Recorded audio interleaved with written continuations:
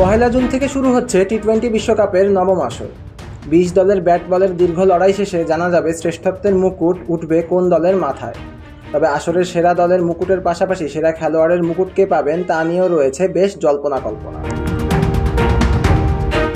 এখন পর্যন্ত 8টি আসরে 7 জন ক্রিকেটার জিতে নিয়েছেন সেরা খেলোয়াড়ের খেতাব, যার প্রথম 2 আসরে এশিয়ার ক্রিকেটারদের আধিপত্য থাকলেও পরের 2 আসরে আবার সেরা খেলোয়াড় হয়েছেন অস্ট্রেলিয়া ও ইংল্যান্ডের খেলোয়াড়।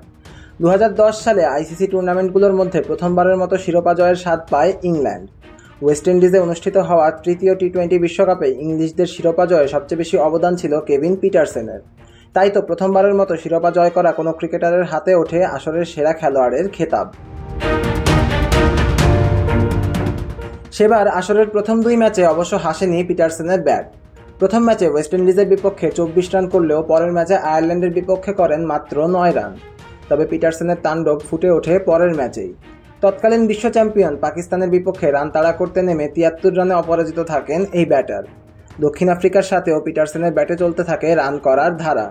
সেই ম্যাচেও 33 বলে 53 করে দলের জয়ে বড় ভূমিকা রাখেন এই ব্যাটার।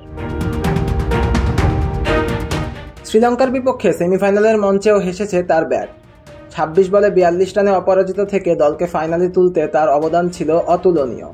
ফাইনাল ম্যাচেও অস্ট্রেলিয়ার বিপক্ষে খেলেন 31 বলে 47 রানের এক ইনিংস। তার এমন ইনিংসে ভর করেই নিশ্চিত হয় ইংল্যান্ডের শিরোপা। আর তিনি প্রথম ক্রিকেটার হিসেবে শিরোপা জয়ের সাথে সাথে জিতে নেন সেরা খেলোয়াড়ের খেতাবও।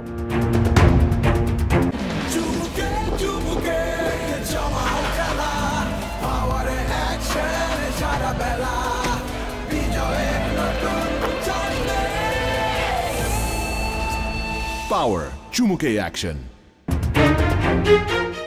টি-20 বিশ্বকাপের চতুর্থ আসরে এসে সেরা খেলোয়াড়ের খেতাবটা জিতে নেন অজি অলরাউন্ডার শেন ওয়াটসন।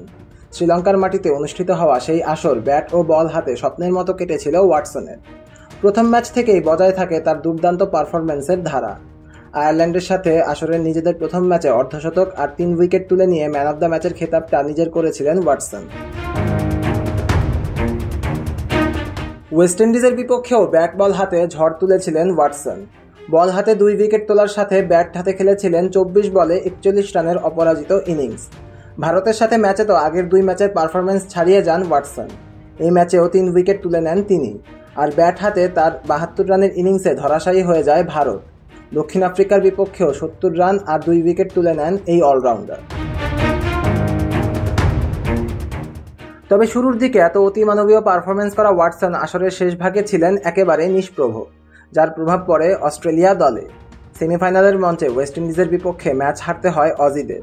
ফাইনালে না উঠতে পারলেও তার অলরাউন্ড পারফরম্যান্স তাকে আসরের সেরা খেলোয়াড়ের খেতাব পেতে সাহায্য করেছে। সিয়াম তালুকদার, অন ফিল্ড।